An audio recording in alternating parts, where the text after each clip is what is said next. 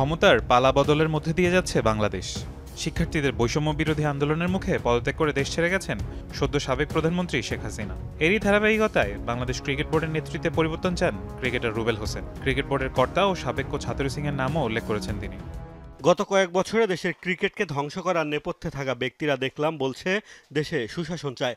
শুধুমাত্র অপছন্দের তালিকায় থাকার কারণে অসংখ্য ক্রিকেটারের কেরিয়ার ধ্বংস করে দেওয়া ব্যক্তিরা এখন ক্ষমতার পালাবদল দেখে রং বদলানোর চেষ্টায় আছে। চান্দিকা হাতুড়ি সিংয়েরও বদল চাই। রুবেলের এই স্ট্যাটাসের সাথে একাত্মতা প্রকাশ করেছেন ক্রিকেটার নুরুল হাসান সোহান। কমেন্টসে ক্রিকেট বোর্ডের পরিবর্তন চান তিনিও। ভাই, অনেক কিছু বলতে চাই কিন্তু কিছু বলছি না, তবে কতক্ষণ নিজেকে নিয়ন্ত্রণ করে রাখতে পারবো জানি না। ক্রিকেটার রুবেলের আগে ক্রিকেট বোর্ডের প্রতি নিজের অসন্তোষের কথা জানান ইমরুল কায়েস। বিসিবি অনেক ক্রিকেটারের ক্যারিয়ার ধ্বংস করে দিয়েছে বলে অভিযোগ কায়েসের।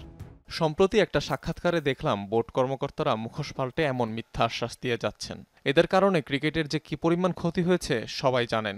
কত প্লেয়ারের ক্যারিয়ার যে ধ্বংস করছে তারা শুধু তাদের পছন্দের তালিকায় না থাকার কারণে। খেলোয়াড়দের সঙ্গে ন্যূনতম সম্মান দেখানো হয় না। প্রসঙ্গত, ইমরুল কায়েস দীর্ঘদিন ধরে জাতীয় দলের বাইরে আছেন।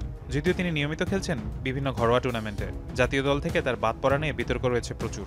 এর আগে লাল সবুজের জার্সিতে 3 ফরম্যাটে 131টি আন্তর্জাতিক ম্যাচ খেলেছেন 37 বছর বয়সী এই তারকা। নাজমুল হাসান পাপন দীর্ঘ সময় বিসিবি সভাপতি থেকে এগিয়ে নিতে পারেনি দেশের ক্রিকেটকে।